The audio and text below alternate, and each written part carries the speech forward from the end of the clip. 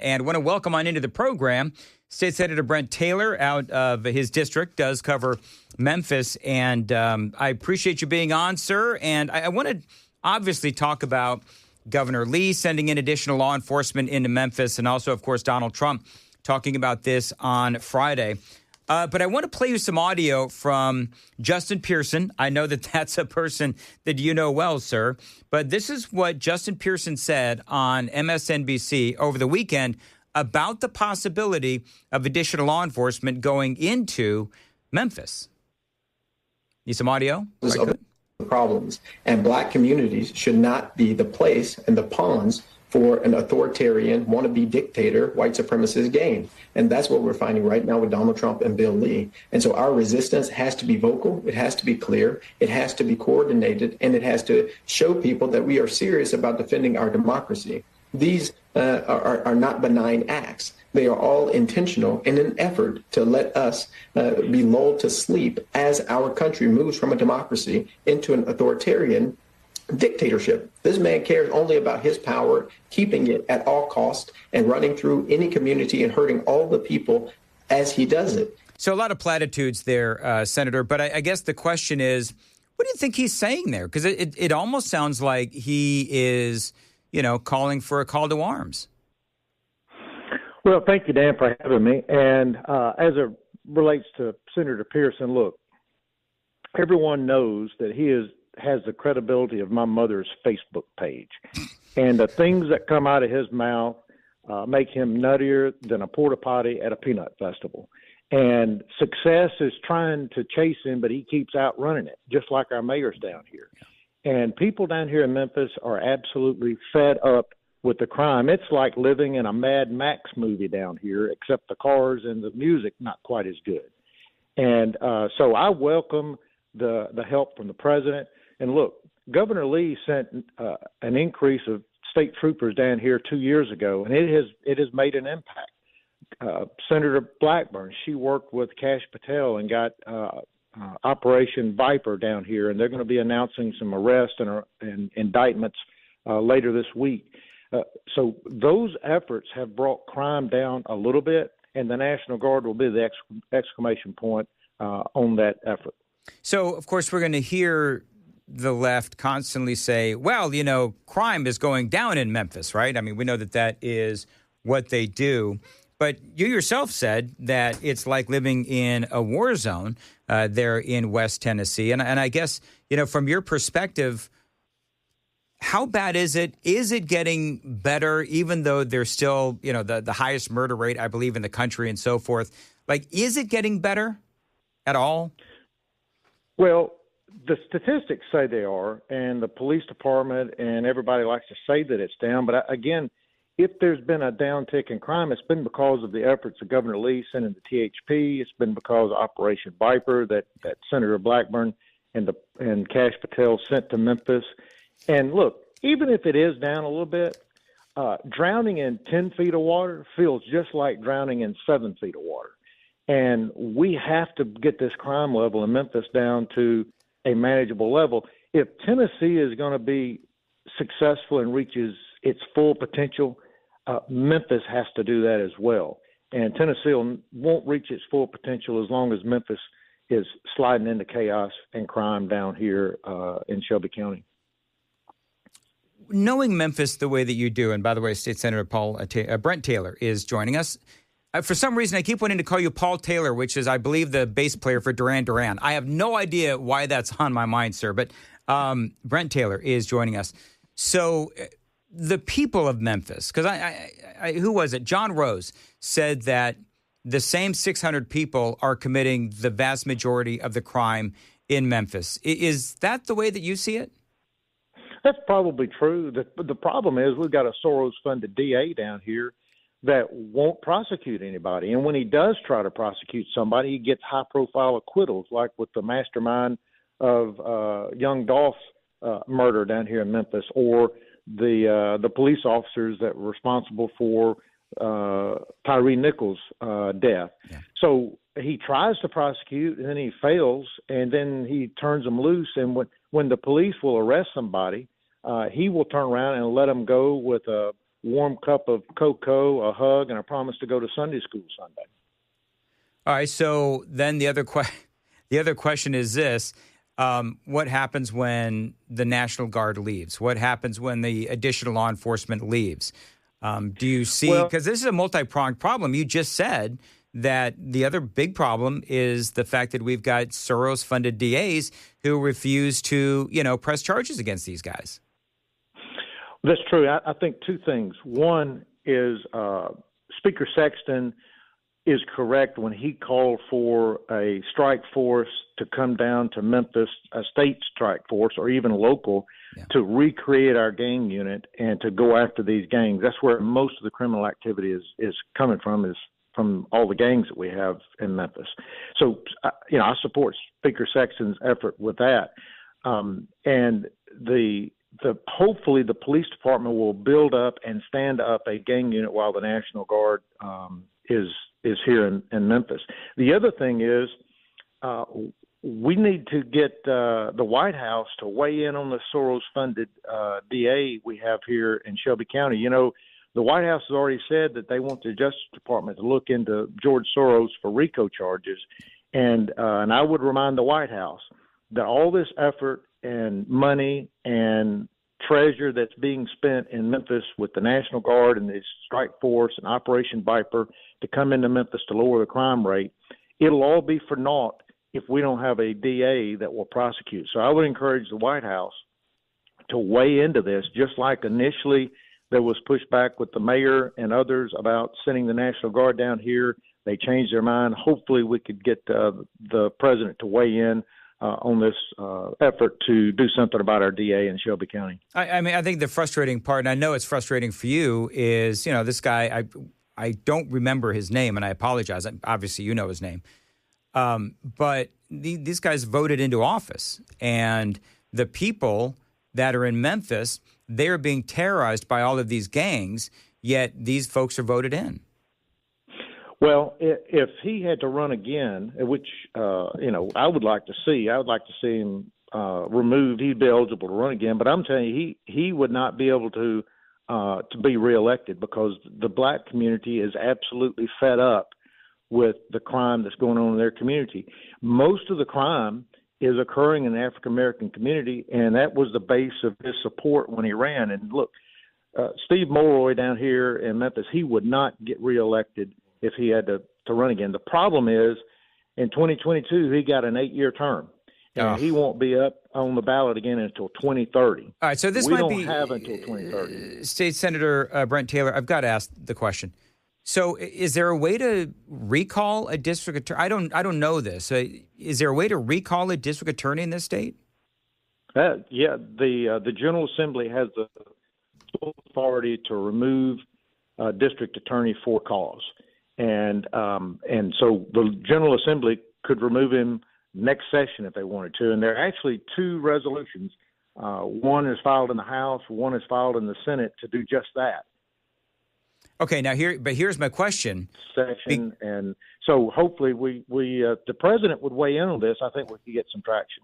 So here's my question, though. Like, we know that the state legislature, as you well know, were able to drum out Justin Pierce and Justin Jones, but they ended up coming right back in. If the state legislature were able to take action and boot Steve Mulroy, the DA out there in Memphis, for not charging these criminals that come through the court system there, okay, well then, number one, does that mean that there would be a new election? Do they place someone there for, to hold the seat? How would that work? And would there be a possibility, just like we saw with the two Justins, that he would end up coming right back in? Well, a couple of things. One, the governor would make an appointment to fill in the interim. Okay. And whoever that interim DA would be would have to run again at the next statewide election. And so they would be there from 1 to 2 years. But again, I don't think, and our DA would be able to run again, but I don't think he could get elected. Look, the difference between Justin Jones and Justin Pearson and our DA is that Jones and Pearson were removed for violating rules of decorum on the House floor. Yep. Those are details that the average public, they don't necessarily understand. The public down here fully understands that our Soros-funded DA either won't prosecute, or when he tries to, he fails in spectacular fashion. And I don't believe he would be reelected. I've even offered up that if he would resign, I would resign from the Senate. We both can run again. We'll see who get reelected. Wow. I love that. I had a feeling you'd probably win, sir. I mean, you speak common sense. The community knows that it is overrun with crime. My opinion, they probably know that Justin Pearson is not actually looking out for them, and neither is the district attorney, Steve Mulroy. So I guess... not. Yeah, the only thing I would remind, Dan, you and the listeners and the good people of Memphis and Shelby County, that when all hope is lost, remember one thing. Remember the lobsters that were in the restaurant tank on the Titanic. They had no hope, but ultimately it worked out for them. And we're going to leave it there. State Senator Brent Taylor out there, you cover Memphis. Thank you very much for joining us here on Nashville's Morning News. And will you come back? Absolutely. I enjoyed it. Thanks, Dan. All right. Have a good one. All right. So can I just say that I think he's been conversing with Tim Burchett, Congressman Tim Burchett, right? It sounds like some dadgummitisms. Yeah. I mean, he had 5 or 6 really funny lines, and I'm trying to write them down because they were really good. I mean, nuttier than a porta potty at a peanut festival. Iconic. I mean, I've interviewed him, I think, a couple of times before. I don't remember him being so funny. It's like the John Kennedy method of speaking yes, to people. It's like Senator Kennedy. Yes. It's exactly right. I want to ask him back just for more jokes. Which to the Kennedy point, I do wake up on a regular basis asking Jesus to give me the strength, and I get to work, and I want to slap some people, but they're not the ones I work with, Clearly. Unlike Kennedy. All right, it is, we didn't do traffic. Is anything going on real quick? Joan, is there anything going on in traffic? You know what? There is a couple things. Ashland City Highway eastbound in John Toon at Jenny Brown Lane. There's an accident. Watch yourself out at the airport on 40. They've got new traffic patterns out there and some milling and paving going on. So it'll be a mess today. That's it. All right, very good. By the way, I'm being well danned by the audience. Nice. So I kept calling him Paul Taylor, who I said was the bass player for Duran Duran. No. Apparently, the bass player for Duran Duran is... I don't know that. George I just know Smith, probably. John Taylor. I think it's John Taylor. Oh, see, Paul Taylor's a choreographer and ballet dancer. So that's why I was wondering why Paul Taylor was on your mind. That definitely not that Paul Taylor. Not on my mind. Anyway, so whatever. But a great interview. I love that guy. He's great. And I think the third or fourth time that I've interviewed him over the years, and always appreciated his candor and his common sense. By the way, people are saying, and it's a fair point, so you want to overthrow the election? Now, we got some, I could tell, 2805 out there has been absolutely triggered. Whatever, 2805, knock yourself out. Others triggered as well. But I guess that's a legit question, right? So you want to overthrow the will of the people there in Memphis. Listen, if the dude's not doing his job and it's an 8-year term, then I think there's something amiss. There's clearly something amiss. You know what the problem is, though? And I didn't hit him with this, but here's the problem, is the good people of Memphis, they're just going to vote in another Steve Mulroy. You know what I mean? I mean, they voted him in. How long has Memphis had these problems? I mean, Memphis has had these problems for years. Yep. I mean, probably decades. I don't know. But, it's been a long time. When we brought up the shortage of police officers a couple of weeks ago, they haven't had Republican government as far as the mayor and the majority of the city council since the 60s. Yeah. So, I remember what I always say about Democrats. It's like they like these problems to perpetuate so that they can say that we're going to fix the problem, which they never do. And then they'll just blame Republicans. That's what the Democrats do. So, I mean, to the people that are saying you want to overthrow the DA's election in Memphis, you know what? Yeah, I do. Yeah, I do. To those people, you should look up Tennessee Code 847-101. That's how people get ousted from these positions. Knowing or willful misconduct in office, knowing or willful neglect of duties required by law, other criminal acts. The terms malfeasance and neglect of duty also apply here. Listen, we're just following the Constitution. Thank you, Law Boy. Thank you, Law Boy. You know what? That's what we got to start calling Sam. Law Boy. Law Boy.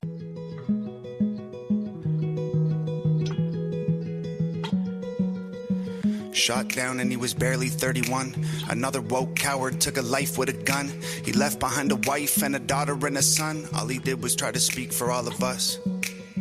And I'm so tired of the hatred and the narratives. The patriots ain't dangerous. Woke people are the terrorists. They shot and killed the father, sent a message to Americans. They ain't gonna stop until they bury us.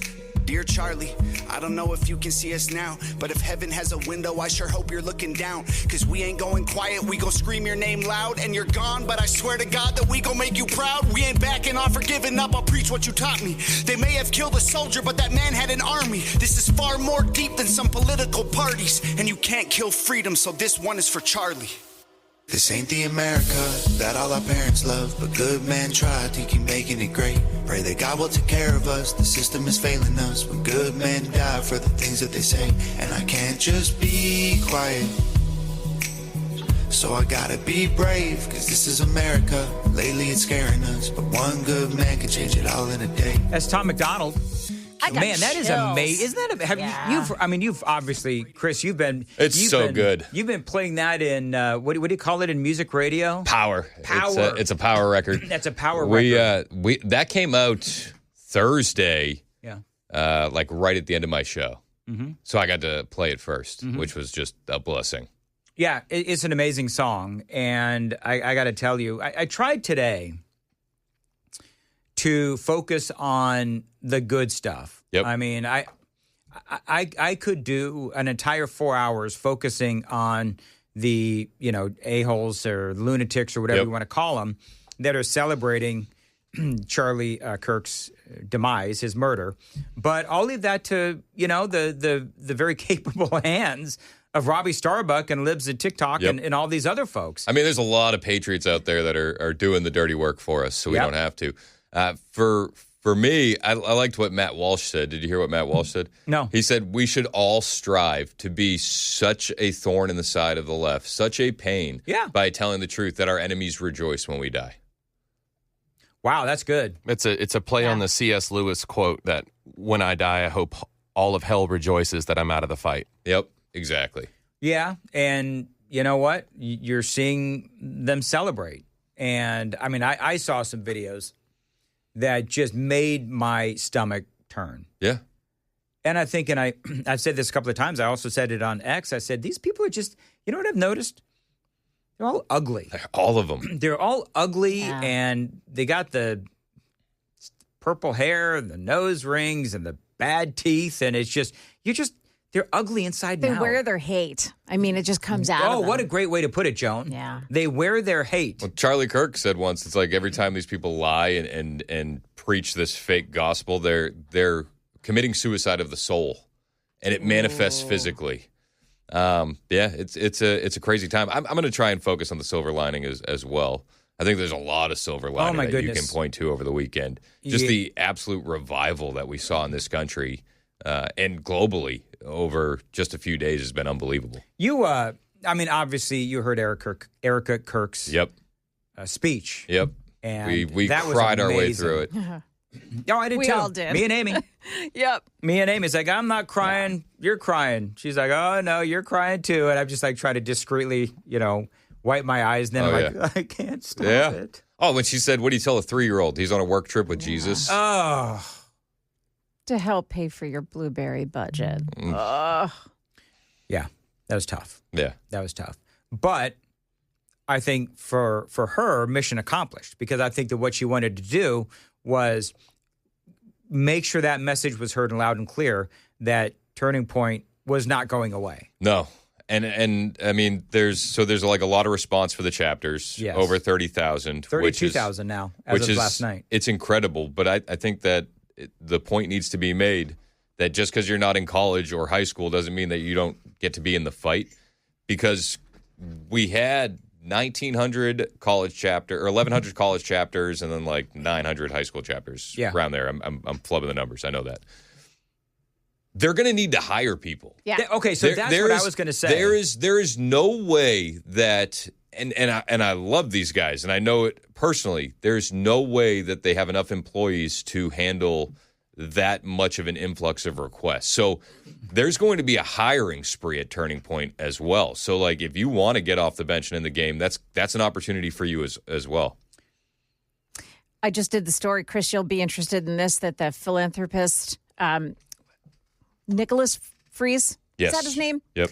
He, his wife, he passed away, and his wife just donated $1 million to Turning Point USA so that they could do that work, so that they could hire and keep it going. Yep. And, Yeah. I love that. It's huge. It's massive. So is there a way that you can start a chapter without officially having to burden the folks at Turning Point? Like, is there sort of like a turnkey? I mean, you could, like, fake it till you make it, act as if. Yeah. I mean, I would apply for one and then, start organizing. And you'll get that call eventually from the Turning Point team. And to be fair, they're all rocked. Like the entire team is rocked. Yeah.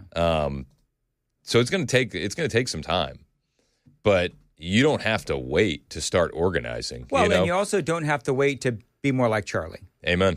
You know what I mean? Like you can individually just be more like Charlie. And I mean, I was talking to Joan earlier about how when we did a Daily Dan poll, have you seen or did you see more people in church this past weekend? And at the last check, and maybe you can give me an update, but at the last check, we had, 72% said absolutely. Yep. And we're holding steady at 72. Holding steady at 72%. I mean, said we yes. were at standing room only in our church. And we got the folding chairs. Did you guys get a seat? Yeah, we had Kennedy sitting on Virginia's lap, and then Brooks was sitting on my lap. There you go. Yeah. During the service. Yeah. Well, I was regaling folks in the 5 o'clock hour. I would suggest you not go back and listen to it because your humble host got a little weepy. But for the first time, I've actually sat through the entire Alan Jackson. Let's go. Sermon on. We actually watched the one on Saturday night that he did, and man, it was incredible. Like I've heard people talk about it, and Joan and other people have talked about how amazing it is, and it really is. And I'm not. I mean, people do what they want, but I liked how he. It was, I will say this about Alan Jackson and that sermon that I heard from Saturday. It didn't really change my perspective because he and I are in alignment, but it did reaffirm my perspective and the way that he wove in the Bible and things that are going on in the world today and giving me the perspective of how to handle it and how to react to those kinds of things. Yep. Was just amazing. Yeah. Just amazing. So, I mean, I have turned into, to use a radio term, I have turned into an Alan Jackson P1. He's awesome. Pastor Alan Jackson. He's fantastic. Can you get me an interview with him? Yeah. Yeah, we can do that. Can you? That'd be great. Yeah. I'd love to talk to him. Absolutely. When was the last time you interviewed him? This was probably months ago now. We're probably overdue. When was the last time? I think it was before the election. No, you're not overdue. I'm overdue. I want to talk to him. I think it was before the election. Okay. I think it was the day of the election, actually. And Joan talked to him like way back when, a while I was ago. filling in for Dan. Yeah, way back when. Way back. Yeah, before we for whatever reason hired you back. Kidding, Joan, kidding. So I'm going to try to get him on. Yeah. So because I would love to talk to him. We can make that happen. I feel like I'm a recent convert. Yeah. To him. So I think there's a lot of people in America right now that they're coming back. Yeah. I mean, I saw so many posts. It was like, I'm an eco-Christian, Easter and Christmas only. Yeah. And I've never heard that. You've never heard that? No, eco-Christian. I'm an eco-Christian, so Easter and Christmas only, but this has changed everything. Did you see the vigil that they had last night at the Kennedy Center? It's funny you should ask. Chris. Well, because it goes to your point when you said you can start living like Charlie Kirk today. RFK Jr. was talking about his niece. Yeah. Oh, that was a great story. And he said that he was looking at her bag and she packed a Bible. Well, I do happen to have that audio, as a matter of fact. This is RFK Jr. And this got huge applause. I don't have this on video. 17-year-old niece left for Europe to go to college. And while she was packing, her mother, Amaryllis, my daughter-in-law, noticed that she had put a Bible in her suitcase. And Amaryllis was curious about it. And she asked her, and Zoe said to her, I want to live like Charlie Kirk. Incredible. Yep. Just amazing. And they weren't sure that they were going to have a full room at the Kennedy Center. Are you kidding me? And it was they had to turn people away. Hundreds of people got turned away. Well, if you go to my Twitter, at Dan Mandis Show, you will see that I have gone ahead and posted that. I also want to play Tulsi Gabbard. You know, one of the things that I really like about the conservative movement is that we have people that are incredibly eloquent. And the thing about Tulsi, too, is that she's a Democrat. And one of her first, dipping the toe into the pool of the conservative movement was at Turning Point events. No kidding. She was before she disavowed the Democrat Party, she was invited to a Turning Point event to speak, Young Women's Leadership Summit. And she obviously noticed the more welcoming nature of Turning Point and the Republican Party. But what I like is, here's what I love, is that as you have all of these just heathens on the left celebrating the assassination of Charlie Kirk, we have people on our side that they're not ugly on the inside and the outside. Right. They are beautiful on the inside and the outside, whatever, because as Joan said, they're not wearing their hate. You know what I mean? So this is Tulsi Gabbard. Those who are full of anger and hopelessness and hate right now, some of them protesting outside this hall today, unfortunately, they do not have the spiritual happiness that Charlie experienced. Oh. They're empty. And this is where their anger is coming from. It is their rejection of God, their desire to be God, and therefore they have made God their enemy. I have hope today that every one of us will do our best to shine the light of God's love in our lives and in our work, that we will treat each other with aloha, respect, and stand strong and unshakable in the defense of our God-given rights and freedoms. May God bless you all, and may God bless this great nation.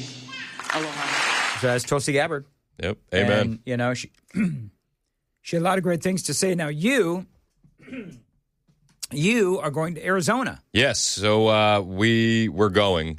We're going for the memorial service. It's at the massive football stadium out there. Yeah, which is insane. 63,400 people is what it holds. It's crazy. Now, to be fair, I don't know how much of the memorial service I'm going to see. Like, I know President Trump's going to be there. He's going to give him the Medal of Freedom, which is just an unbelievable honor. Yeah. But my wife and I are going, and I've texted all my people, just like, let me help carry the load. Like, whatever you need. So I don't know what my role there looks like, whether I'm just going to get to be a spectator or whether I'm going to be put to work. Well, listen, you said that they need the help, and you're no longer officially with them. No. I mean, I work with them, but not for them. Understood. So, I mean, you can help, and they need the help. I'm secretly thinking they're going to try to hire you away. No. That's a worry. No, I mean, but it's such a blessing. We move mountains. My parents are flying in. My mom and dad are so great. I was like, we called them, and we're like, we really want to go. Can you guys come watch the kids? And they just went, yes. Wow. They said yes. Did they really? Like they didn't even just the best they thing didn't in the even world. hesitate. Like we don't have in-laws near us. So, like, it's tough. So we're trying to figure out, like, how do we farm out kids? And then, like, Virginia wanted to come, obviously. This hits her just as hard as me. And so she wanted to come. And then it was like, let me just call my mom and dad. Yeah. And they were like, before I could even get the question out of my mouth, they said, yes. That is amazing. Yes. So that is so cool. We'll fly out Saturday night, and then we'll take the overnight back Sunday. So I'll be back for the show on Monday. Wow. And what time does your plane land? 8:30 a.m. Chris's plane lands at 8:30. You better stick around, Dan. Oh, I got no. Trust me, I got nothing to do. Yeah, so we'll pray for no delays. Oh, I'll be praying for no. But I'm gonna have 2 days of just a lack of sleep. But we're excited, man. Tonight we're actually gonna do the vigil in Murfreesboro, down at Medical Center Parkway. So there's a bunch over the weekend. Yep. And you're going to do what? Just tell me where it is. Tell folks where it is. 1500 Medical Center Parkway over at the Fountains is going to be where the vigil is for Charlie this evening. But I linked up with some of the Turning Point chapters. I mean, it's such a blessing. The local high school chapters in the area, they're going to give us notes for the memorial at headquarters in Arizona. Oh, so wow. we're going to take all their notes and we're going to drop them off at headquarters and leave them there at the memorial. Did you see what happened I didn't even talk about this. It's all yours. UK. Yeah. Holy It was mackerel. but it wasn't just the UK. Did you see Australia, South Korea, New Zealand? New Zealand? Oh, what was it The haka. I sent it to Haka. you. Yeah. I love that haka. man. Okay, can you explain to me, because I'm a little, I didn't even get to it, but I'm a little lost Yeah. on the whole haka thing. It's like a tribal dance, right? It's a warrior tribute. That's the main intent is typically the Maori would honor their fallen warriors with that, at their ceremonial celebration of that warrior's life. And so they had a couple of Charlie's portraits up doing their haka. You see it a lot of the time with rugby teams. The New Zealand soccer team will do it. In years past has become something that's just a culture thing. But now it's... I can't find it. So can you go ahead and just watch this, Chris. Can you just do a haka for us, Sam? No, I'm not. Are you sure? Because Maori. you know what? Here's what I know, is that a while ago, Sam, you openly sang on the radio. Yeah. Sam, I heard it. For an unsuspecting audience. I don't speak Maori. Come on, law boy. Come on. Joan is now openly trolling Sam, calling him a law boy. Hey, I want to play something real quick. If you can send that to me real quick, Sam, again, to either my Gmail or my Dan show. Hey, real quick. A lot of people asking what time the vigil is in Murfreesboro tonight. 7 o'clock. All right. Good. This is a kid named, I think his name is Bryson, and he was outside of this is a Democrat's worst nightmare, outside of the Kennedy Center. He was my idol. Yes. Like, I remember watching his videos, wanting to be like him. Like, I would just see the way he would debate, and he was stayed calm while the left was just yelling at him, and he was just so nice about it.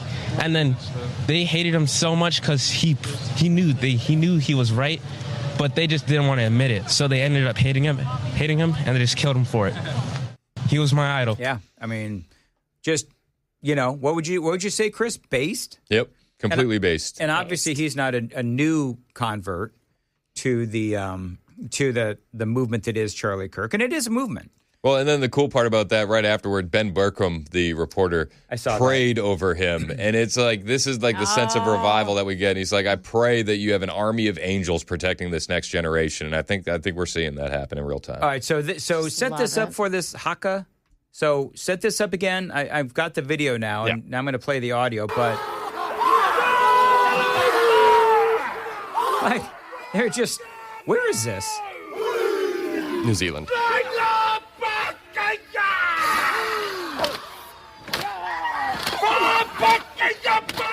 I think this is how we need to end the show every day. We should. We do a haka. And they're holding pictures of Charlie Kirk. Come on, law boy. They're essentially saying that the life he lived is that of a warrior. Where's the lie? And when we dedicate this to him and what he stood for. As my husband says, these guys are men. Yeah, I wouldn't mess with them. No. Oh, absolutely not. Absolutely not. All right, very good. All right, we've got a lot of hawking going on coming up on the Chris Hand Show. Chris, what do you got? Well, we're gonna talk about the conspiracy theories that are running around the internet. We're gonna talk about the conspiracy that I think is unfolding in real time, the Trans-Tifa conspiracy. Yeah. We'll also talk about Governor Spencer Cox. A lot of people are giving him props, but I want to pump the brakes on that. You go. Not a huge fan of Spencer Cox. Yes. So we'll talk about that. Plus, we will try and focus a lot on the silver lining of what happened. I do want to focus on the positive. I really do want to try to not get angry. But there's going to be a few moments today where I'm going to be pointing the finger and yelling in red. All right, Joan, quick, what's coming up? Yeah, Tyler Robinson not cooperating with investigators. We've got more on that coming up here at 9 o'clock.